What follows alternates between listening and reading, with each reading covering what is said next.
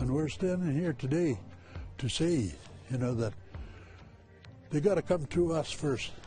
Tonight, a second clan in the Wet'suwet'en Nation backs up the Unist'ot'en resistance to big oil and gas in their unceded territory. It doesn't mean that before a project can go forward, we expect unanimity. Prime Minister Justin Trudeau sends a message of clear intent that his government will get Canadian oil to China. They just believe in the effort and determination of these girls and coaches. And the Rez Girls hockey team opened their hearts. Now Canadians are opening their wallets.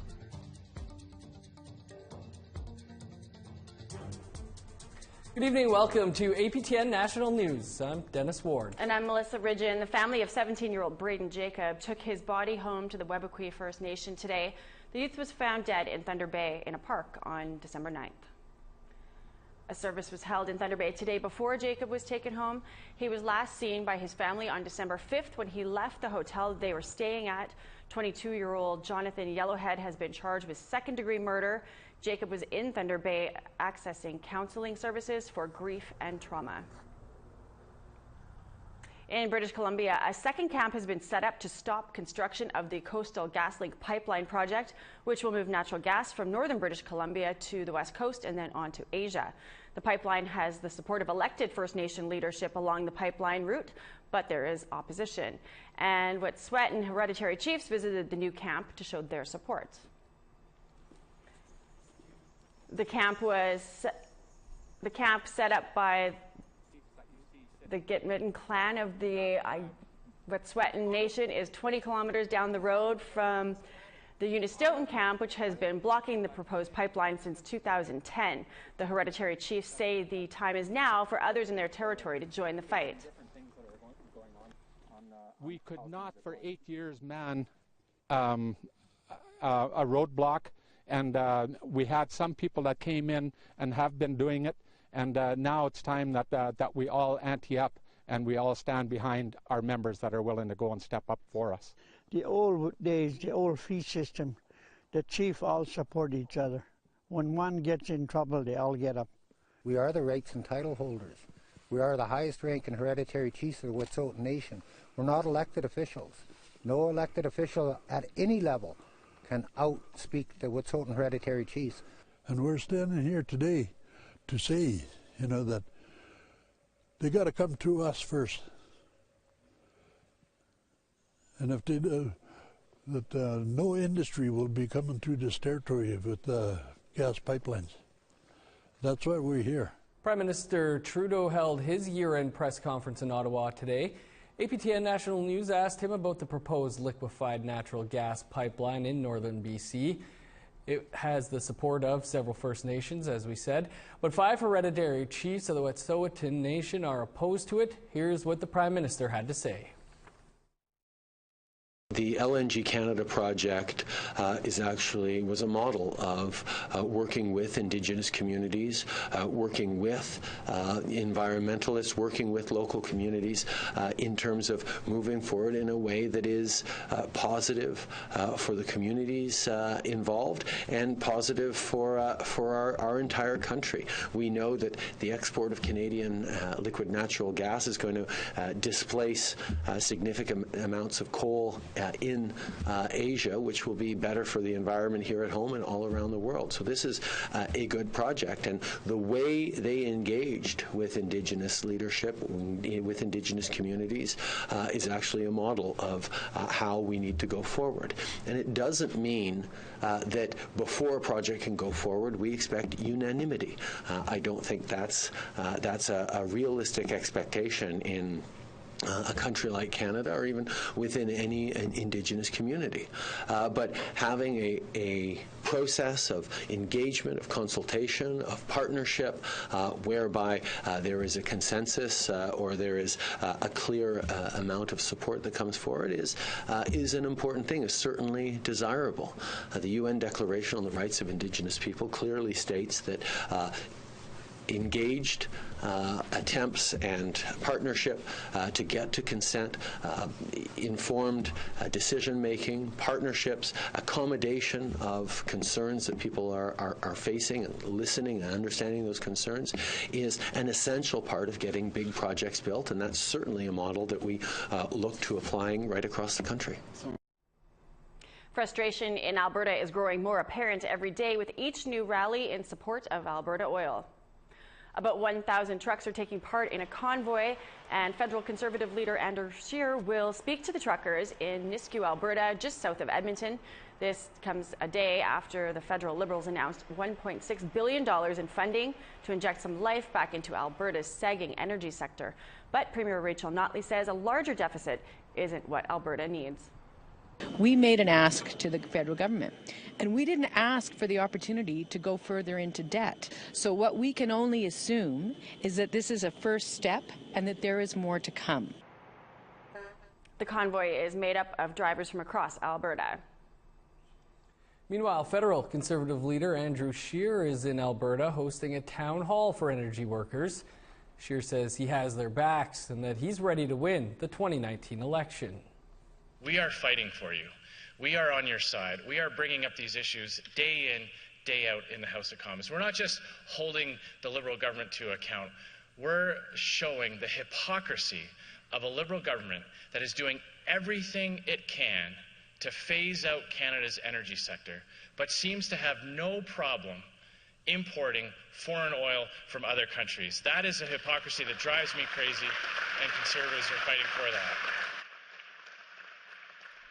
It's come to light that an Indigenous corporal in the Canadian Military Reserves committed suicide after extensive bullying and hazing. CTV Winnipeg has more. After the 26-year-old died during a training exercise at CFB Shiloh in November 2017, Corporal Nolan Caribou's family described him as a man who loved a challenge, determined and focused on his job in the infantry with the Royal Winnipeg Rifles. The Canadian Armed Forces conducted an internal inquiry and found Caribou died by suicide. Gym owner Michael Russell knew Caribou for a year and trained him. Russell says he talked about his love of working with the military. Really fun to talk to, and yeah, all he wanted to do was learn, and he was somebody that seemed to be like he could get along with anybody. So it was a little shocking to hear that. The commander of the 3rd Canadian Division in Edmonton ordered the probe, which looked into the circumstances of Caribou's death. Although we do not know everything going on in Corporal Caribou's life, I believe that the harassment he faced and the failure of unit leaders to intervene contributed to his death, said Brigadier General Trevor Cadieux. The inquiry also found, quote, troubling reoccurring activities at Minto Armory, including bullying, fighting, and inappropriate use of alcohol. The forces say 5 members have been reprimanded. 1 has been removed from a senior command position, another suspended, pending a separate military investigation, and is not currently at work. This retired colonel and law professor says more transparency is needed into the type of inquiry that looked into Caribou's suicide. It is done by the military. The only members on the Board of Inquiry are military. They decide who will come to testify. Dad of 2, Russell says he always encourages his kids to open up about their feelings. Russell wishes Caribou would have felt comfortable to talk about what he was dealing with in case he could help. I thought he was a kid that was going to make a huge change in the future, so I thought he was going to be one of the game changers. Beth Macton, LCTV News, Winnipeg. Coming up, we have an update on Rez Girls hockey team. That and more after the break, but first a look at Thursday's weather forecast.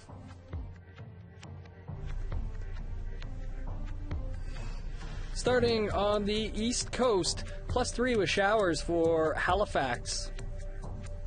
-6 in Happy Valley, Goose Bay. 10 below with snow in Nain. 0 in sunny skies for Montreal. -1 for Saguenay and Quebec City. +7 with rain for Sarnia and London. 5 above in Toronto. Rain snow mix and -2 for Thunder Bay. Sunny skies and -9 in Sioux Lookout. -13 for Puckatawagan, Thompson, and God's Lake, where snow is expected. -10 in Winnipeg. -8 for Gimli, -5 under sunny skies in Dauphin, -2 in Regina, 3 below Unist'ot'en, +1 in Swift Current, -4 in Meadow Lake and La Ronge, where snow's on the way.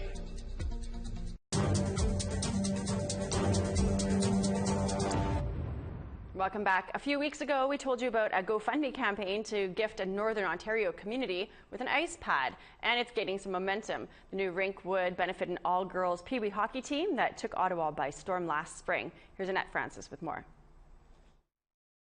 Earlier this year, Katie and Steve Koopman helped raise money to bring the Rez Girls hockey team from the remote community of Fort Hope First Nation to play in their first ever hockey tournament in the nation's capital.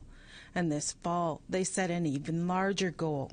The Koopmans began the GoFundMe campaign with the hopes of building a proper ice pad for the Rez Girls hockey team to practice on. I had a big goal of trying to reach 90,000 in 30 days. We are into our second month, but we are just over 2/3 funded, which is really amazing. Koopman says although the pad won't be in place for this hockey season, they plan to keep pushing on with the campaign. The Rez Girls Pee Wee hockey team gained the attention and the hearts of many, both on and off the ice, during the House League tournament in Canada last March. And according to Koopman, social media has played a big role in the success of the fundraising efforts. Many of the donations come from, people who play hockey themselves. Their children play hockey. It is their own act of reconciliation, and they just believe in the effort and determination of these girls and coaches and want to see them be gifted with an ice rink that every other kid in Canada has access to. The Rez Girls might not be able to practice on a new ice pad in their community this winter, but that won't stop them from playing hockey. Koopman says the team, along with the coaches and families, will head to Kingston, Ontario to compete in a tournament next spring. Annette Francis, APTN National News, Ottawa. The Vancouver Art Gallery has a new exhibit that's challenging the notions of stereotypes of Indigenous people and creating a unique approach of reconciliation. APTN's Tina House has that story.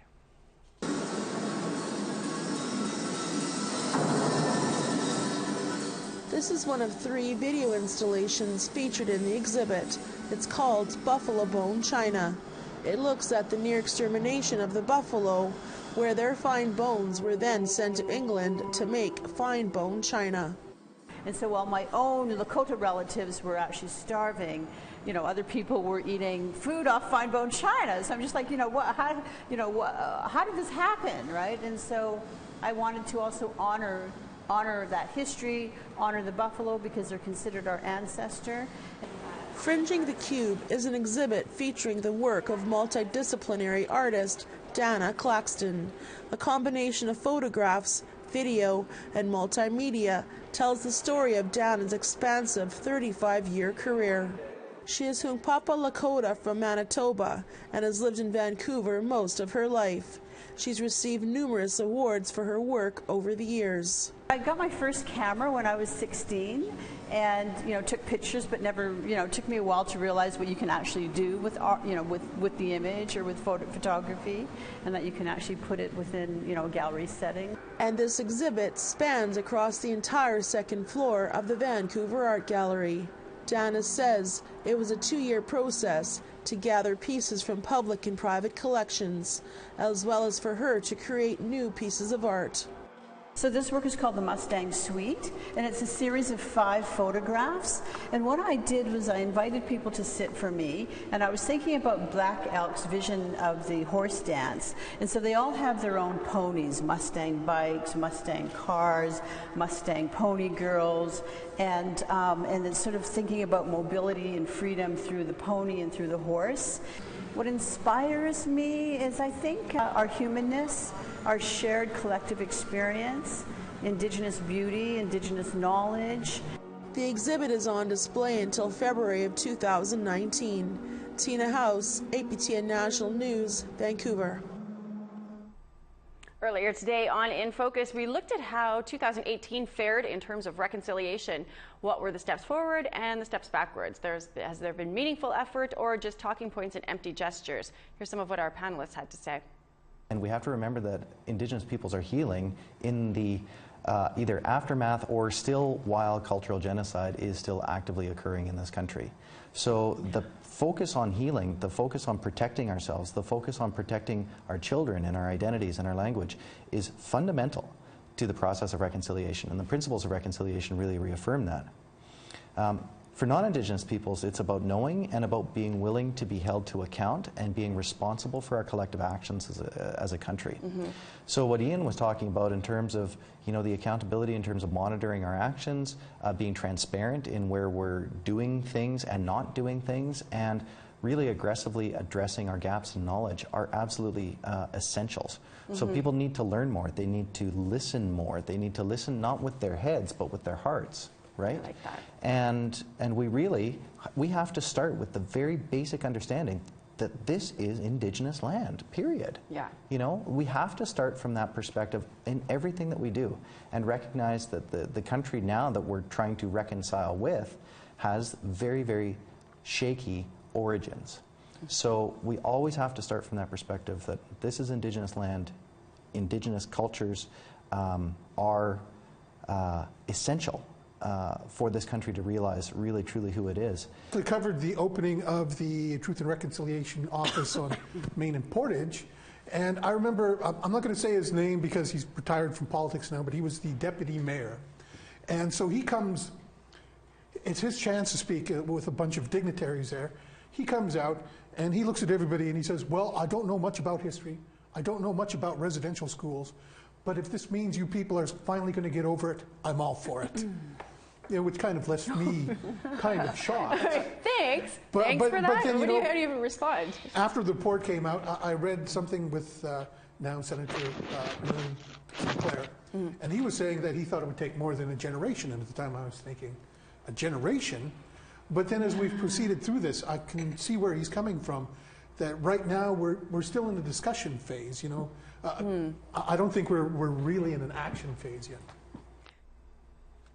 Another great episode. You can find that online. Mm-hmm. Time for another quick break. When we come back, a nativity scene featuring the National Chief.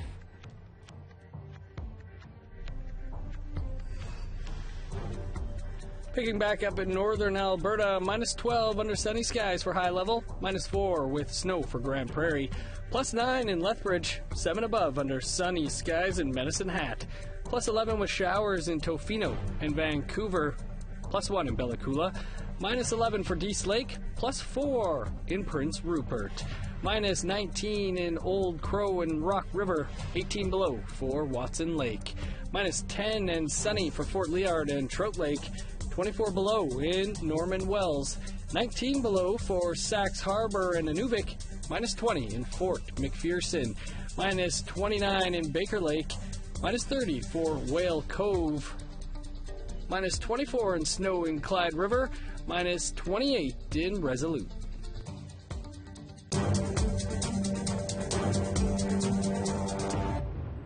Welcome back. A ribbon skirt workshop in Ottawa isn't just about learning to sew, it's also about connecting to community. Angel Moore has more from the Odawa Native Friendship Centre. Ribbon skirts come in all different colors and designs. How a skirt is designed can depend on who you ask. Colleen Paxton says people express their individuality through their skirts. Some people like it down to touch the earth. Some people don't care if it touches the earth. Some people don't like splits on the side. So it's all completely personal. She says some skirts have 2 ribbons and some have 6, but everyone agrees that the skirts should be below the knee. Some skirts touch the ground and some are above the ankle. But I do find it best if you are going to go to a ceremony with a skirt and you know the grandmother to ask her, because it would be respectful to ask the grandmother that is facilitating whatever it is you're doing, that you are respecting her wishes. Barbara O'Neill is making her skirt for her drumming. She says her skirt connects her to Mother Earth and other women in her community. These workshops are extremely important for the healing and for the therapy of us women. But if we didn't have this, we wouldn't have a place to go and make our skirts, our moccasins, our regalias and things that we need that we're able to now come out and use in the powwows and in the ceremonies and in the workshops.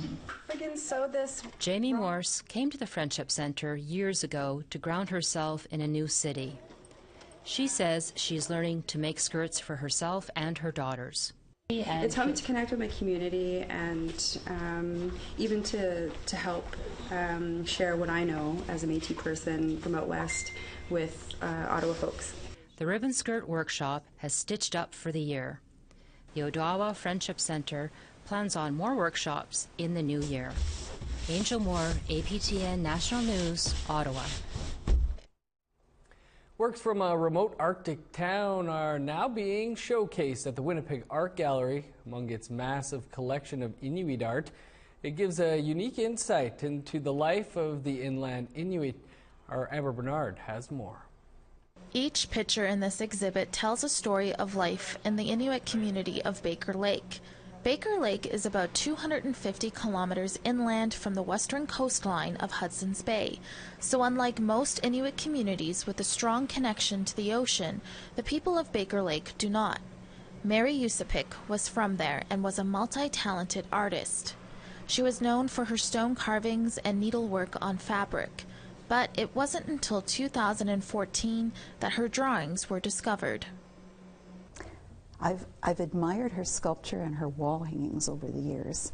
And then when I discovered that she had been making drawings, I was just so excited because, you know, having known of her for so long, and it was really nice to actually get to meet her. This is a piece that caught my eye. It's called The Young and the Old. It's about Mary Yusupik's grandmother and how she comes from the last generation of women who had face tattoos. It shows just how quickly culture can change from one generation to the next. Darlene worked closely with Yusupik in 2014 and 2015 when she collected her stories.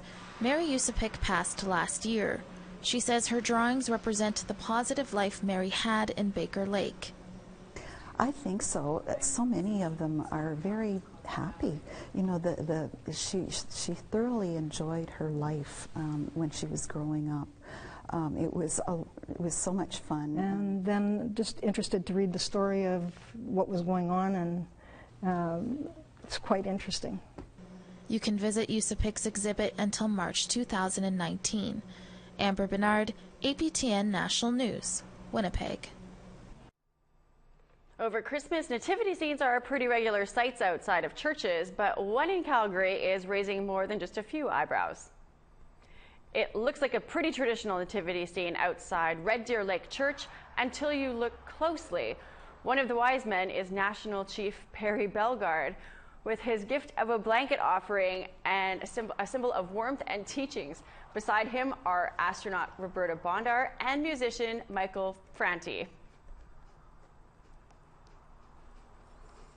I think it's great to include the national chief in there with an astronaut. It is amazing. I want to know the backstory, though. Like, what was going through your mind when you create that? There's got to be a good story. If you're the artist, reach out to Tamara.